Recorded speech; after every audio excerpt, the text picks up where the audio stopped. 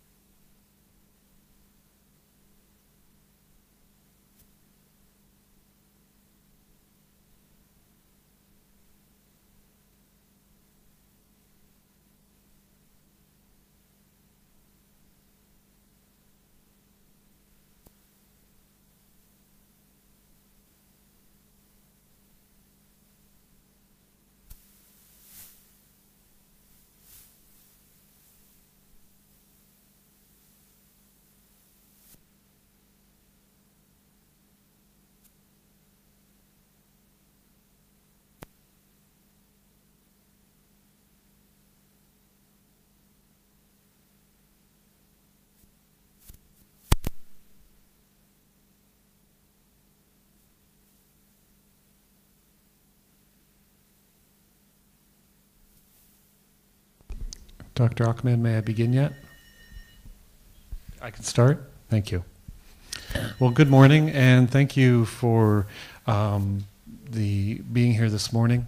Thank you also for inviting me and allowing me to be part of your hospital for the past 2 weeks. I am deeply honored and very impressed by what I've seen and what I participated in. I met with Dr. Alla yesterday and Dr. Sharif, and at those times I expressed that the issues, the controversies, the management problems that you see here are identical to the problems I see at home. And so in many ways I feel we're 2 institutions just happen to be separated by a really big ocean. But I really do thank you. It has been a pleasure to meet different people, to have tours of the hospital, to hear about the patients, to meet some of the patients, and to meet all of you as well. So thank you. This morning, I've broken this into 3 sessions. All are very short, so and will be available on the website, as Dr. Sharif had said a few days earlier. The first one, we're going to critically appraise an article and really look at applicability. Secondly, and just look at applicability and look at the situation where you can't find any evidence. Secondly, we'll just play a quick game show. I don't know if you have the TV show here called Jeopardy. It's a North American TV show from the US, and it's hosted by a Canadian, so that's why the Canadians watch it. And essentially, I'll reinforce this as we go through, what happens in Jeopardy is that you are given the answer, but you need to say the answer as a question.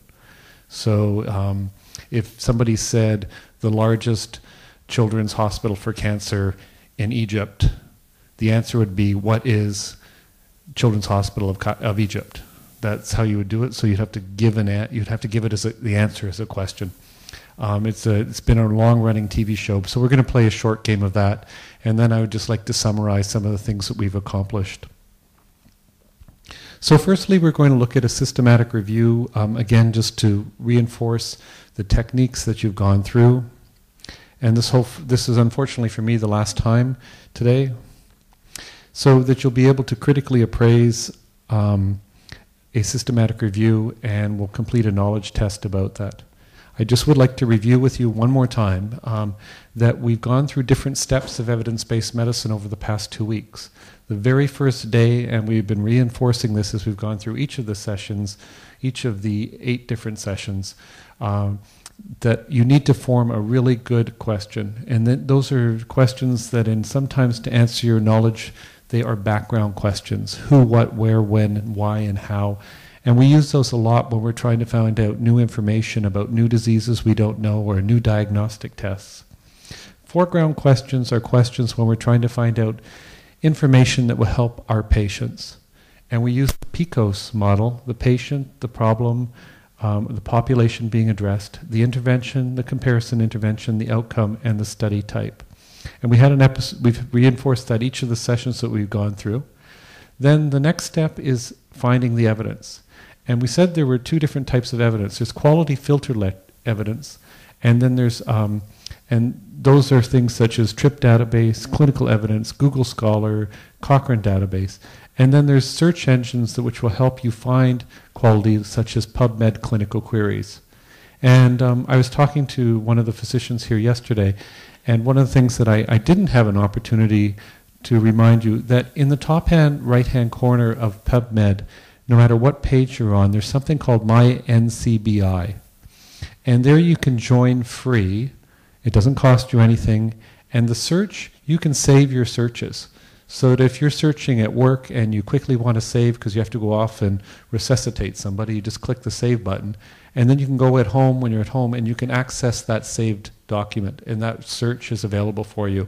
It's stored on a central search engine, central computer somewhere, I don't know where, but it allows you to search different things at different places and use that search over and over again if you're looking for the literature. So that if every month you wanted to review osteosarcoma, you would just click the search again and it would update your previous search.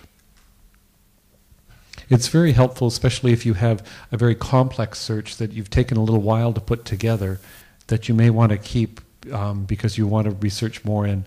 I keep I'm a generalist in pediatric oncology, but my areas of interest are osteo and Ewing's and rhabdo. So I have 3 different searches there, and about once a month or every other month, I just go in and click on and see what's new out there. So it's a very helpful technique to use.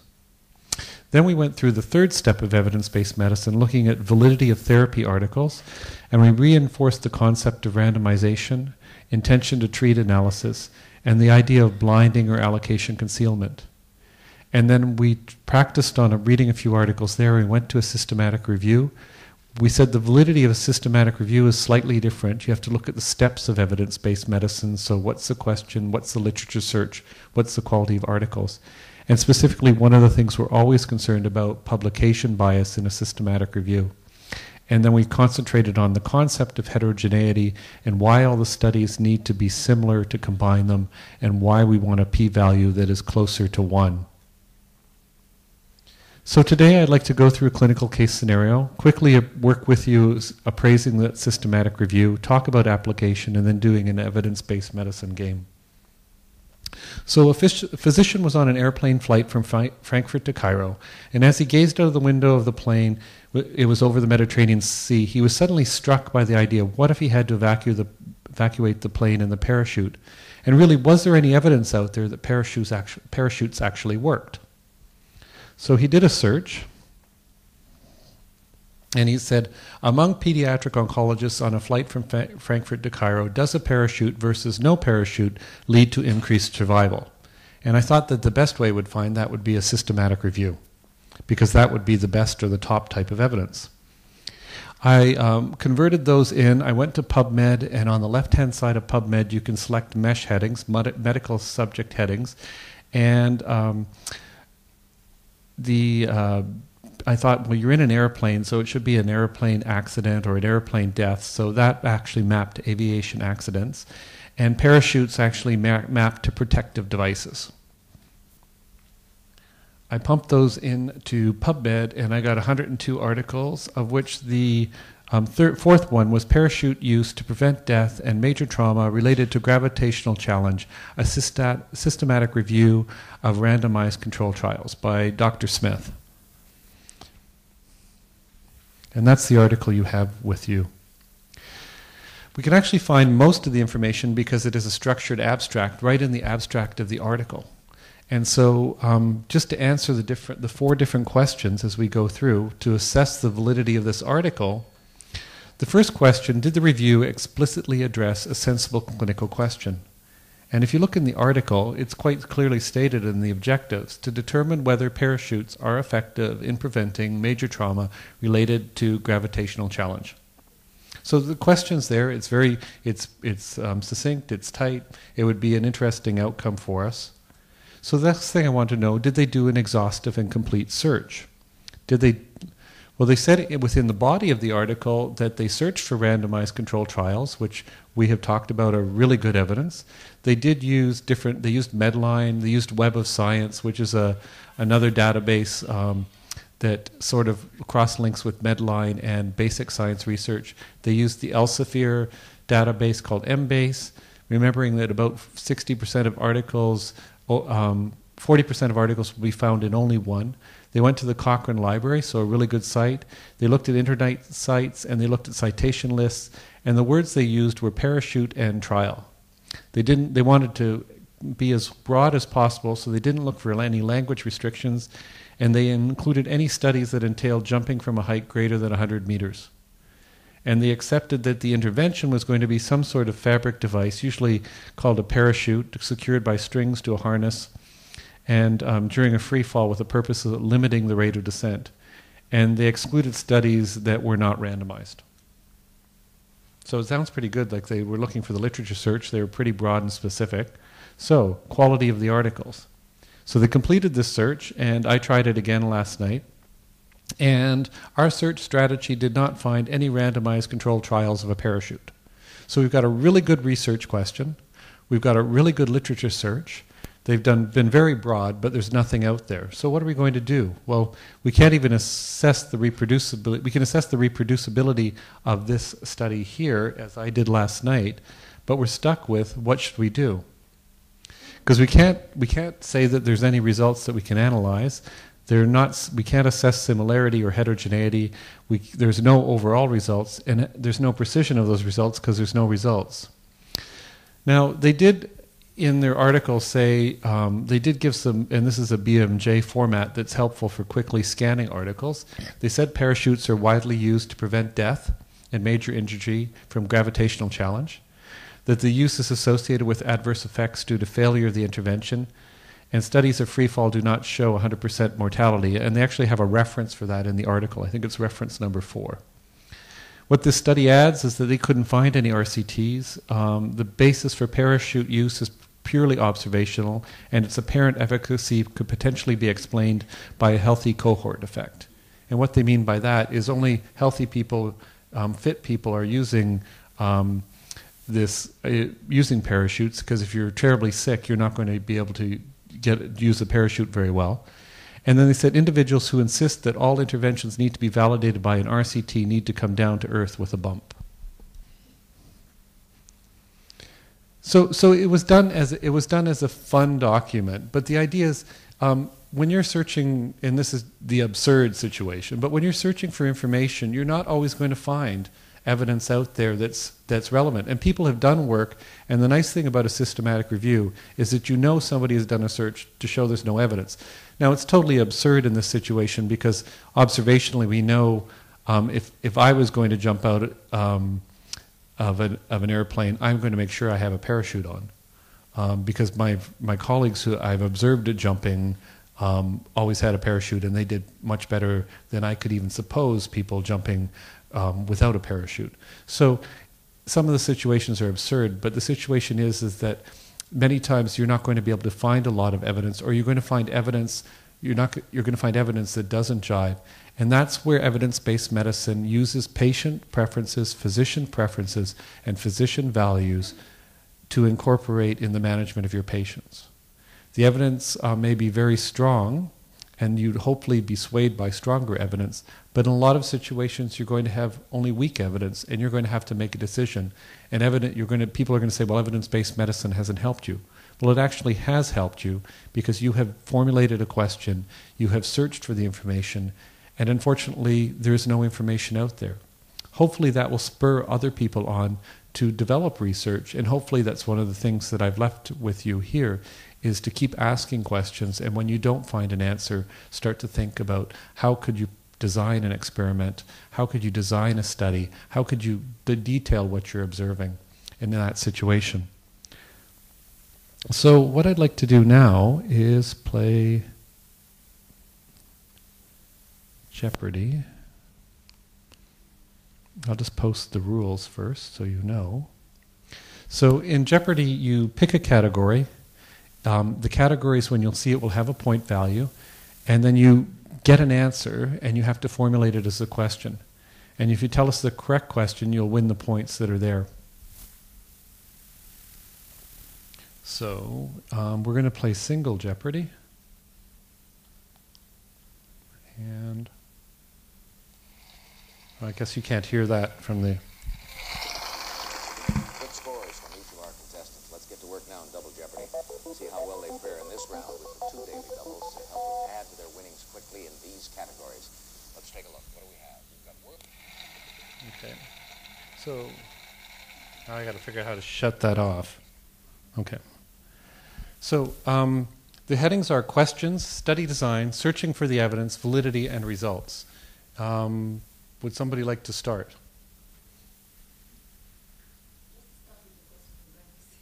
Okay, so we'll do question 1. So the question is, these kinds of questions ask for specific knowledge about issues related to managing a patient with a disorder. The question?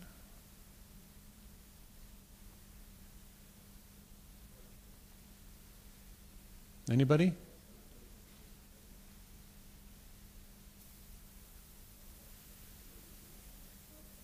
Sorry, I've lost my mouse. Oh, there we go. So you've heard this, and the answer are what are foreground questions? Remembering that a foreground question is helping you manage care about a patient. So we've done 100. Does anybody want to... I'll go to the second 100, and the person who answers that question can then choose. The 4 most common types of well-built clinical questions that are asked. Okay, what are PICOS? Anybody else? Okay, I'm just losing my mouse again. Actually, these are the domains of the questions. PICOS is the format, but you're right. These are the domains. These are the therapy, the type of study, the diagnosis, etiology, harm, and prognosis. I'll ask you to choose a question for the next. Yeah, anyone. I just got to get my mouse back here. Study design for 100? So, a study design that involves an intervention, an investigator-controlled maneuver, such as a drug, a procedure, or treatment, and investigates the effect of the intervention has on the study subjects. The answer?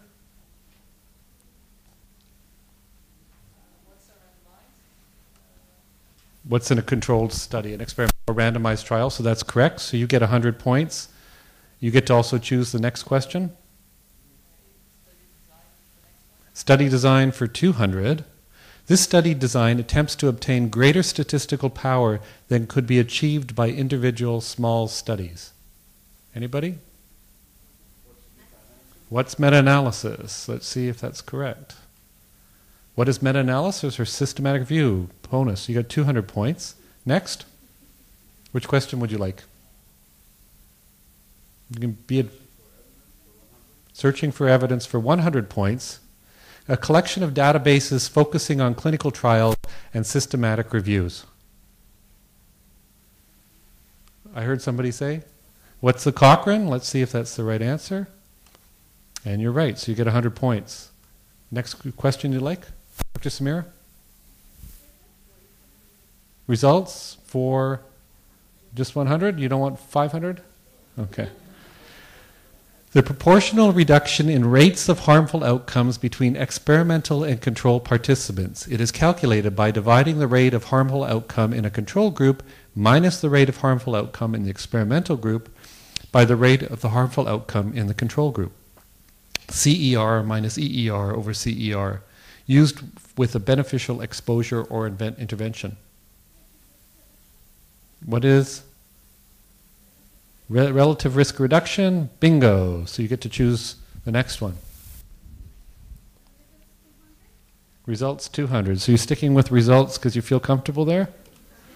Okay. The absolute arithmetic difference, risk difference in rates of harmful outcomes between experimental and control groups, calculated as a rate of harmful outcome in the control group minus the rate of harmful outcome in the experimental group, CER minus EER, and the use is restricted to a beneficial exposure or intervention.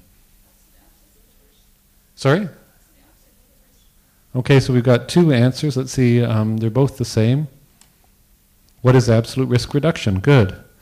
So who wants to choose of you 2 for the next? Okay. Dr. Samira, you've been volunteered. Dr. Samira? Oh, you're not going to be adventurous and just go for 500?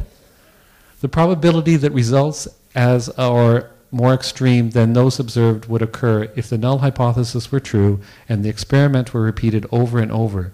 A value of less than 0.05 means that there is a less than 1 in 20 probability of a result occurring by chance alone if the null hypothesis were true. P-value I heard back here. What p-values? So let's check that. Yes. Okay. I'm going to go back to... Oh, come on. You don't want to go for 500. Range between two values within which it is probable that a true value lies for the whole population of patients from which the study patients were selected. It's a range. What's the confidence interval? Let's see. I heard that answer first. See if you're right. Yes, what's the confidence interval for 400? Oh, 500, finally. The number of patients who need to be treated over a specific period of time to achieve one additional good outcome. It is the inverse of the absolute risk ratio, 1 over AR. When discussing it is important to specify the intervention, its duration, and the good outcome. Number needed to treat, I heard from, I think Dr. Samira was quick off the gun there. Yes, right. Okay. Dr. Samira? Study design 300. Case control, cross-sectional and cohort studies. So the answer that's been chosen is what is observational studies? Good point. 300 points for that. Study design for 400. Differences in results of individual studies included in a systematic review. What's the, I heard, sorry, forest plot or heterogeneity? Yeah. So that was Dr. Sonia, I think? Oh, sorry. Okay. Yeah. What is heterogeneity? Good, so you get to choose the next. 500 study design? Okay. Answer, a 5-point score used to assess the quality of RCTs included in a systematic review. It is named after a Colombian gentleman. A Haddad score. This is the first answer off the mark. Let's see if they're right. That's the Haddad score, 500 points. Sorry, who answered here? I missed. Okay. So questions for 300. Patient or problem, intervention, comparison, outcome, and study type. I heard it down here. PICO? Good. PICOS. So, who said PICOS? Questions for 400. The 5 steps of the EBM cycle. How about the first 3 steps of EBM cycle?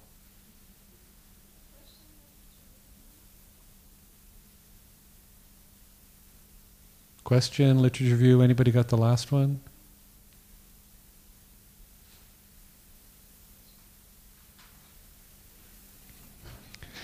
And critical appraisal will be the third one. That's what we've done. So I'm going to throw it out to the top. Up there, does somebody want to choose a point? Searching for evidence 200. Search strategies designed to retrieve high-quality evidence from published studies.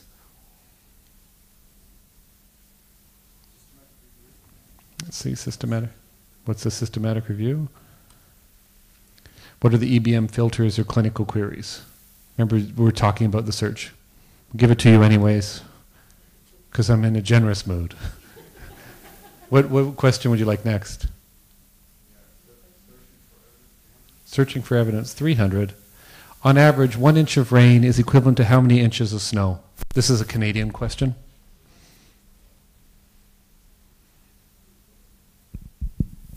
Anybody? Even a guess?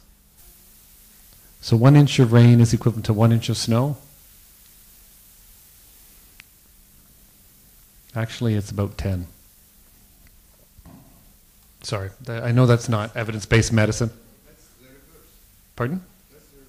Well, 1 inch of water would equal 10 inches of snow. Oh, I did? Okay, I can't go back, sorry. I guess I get deducted points for that. And I'll let you ask the next question. Searching for evidence, I'm late, here's the mouse. Occurs when the publication of research depends on the direction of the study results and whether they are statistically significant. So Dr. Samira says publication bias. Is she right? Yes. Dr. Samira? For questions for 500. The conscientious, explicit, and judicious use of the current best evidence in making decisions about the care of individual practice. Evidence-based clinical practice requires integration of individual clinical expertise and patient preferences with the best available external clinical evidence from systematic research and the consideration of available resources. What is evidence-based medicine? Yes, that is the answer. So we have validity. Nobody really wants, is that too much statistics or something? Does anybody want 500 searching for the evidence? And then we'll do validity? Okay, let's do that.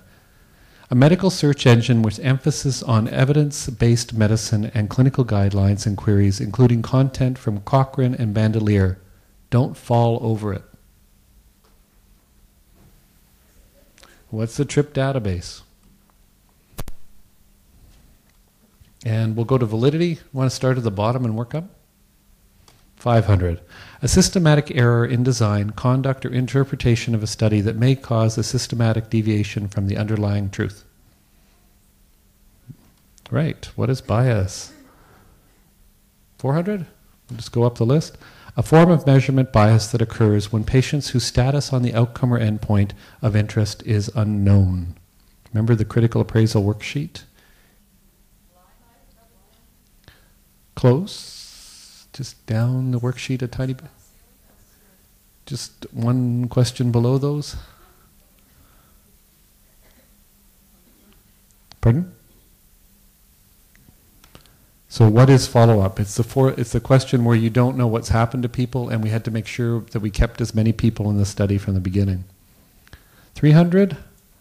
Patients, clinicians, those who monitor outcomes, judicial assessors of outcomes, data analysis, and those writing the paper are unaware of which patients have been assigned to the experimental or control group. And I heard the answer. If you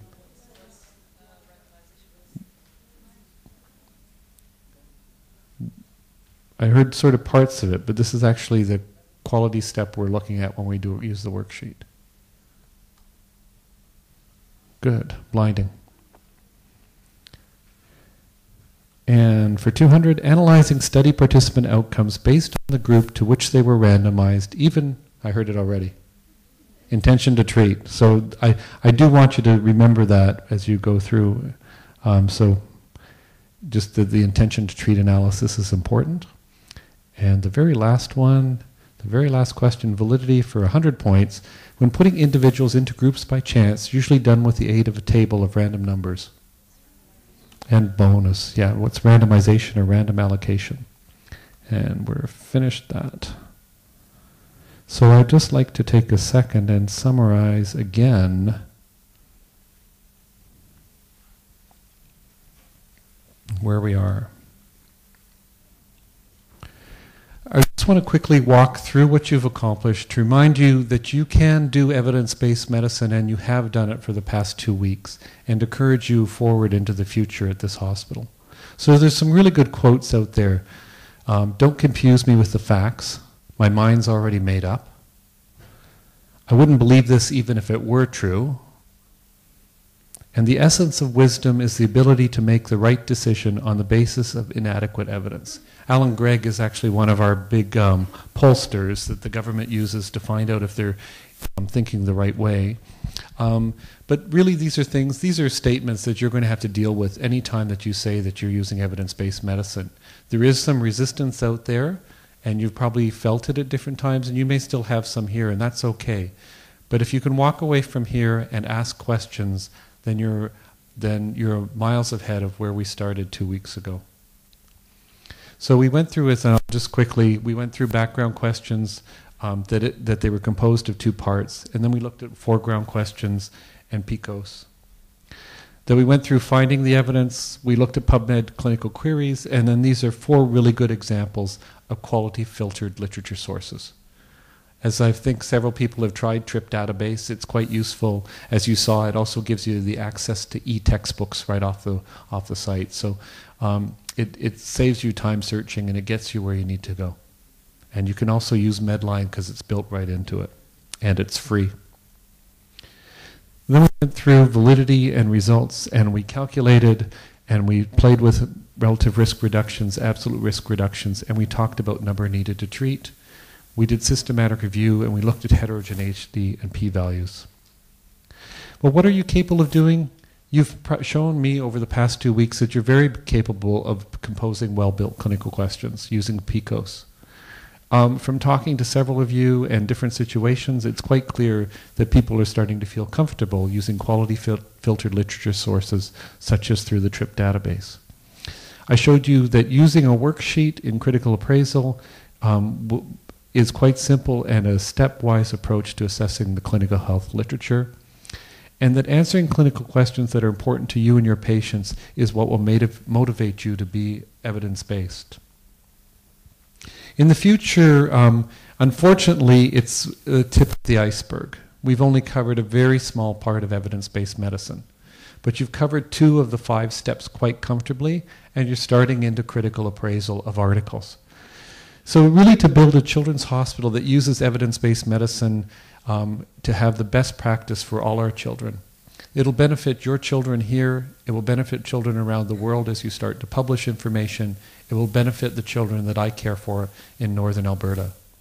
So having pediatric oncologists who are evidence-based is the real goal, because that's why we're all doing it, is for the children, be they children in Egypt or children in Canada.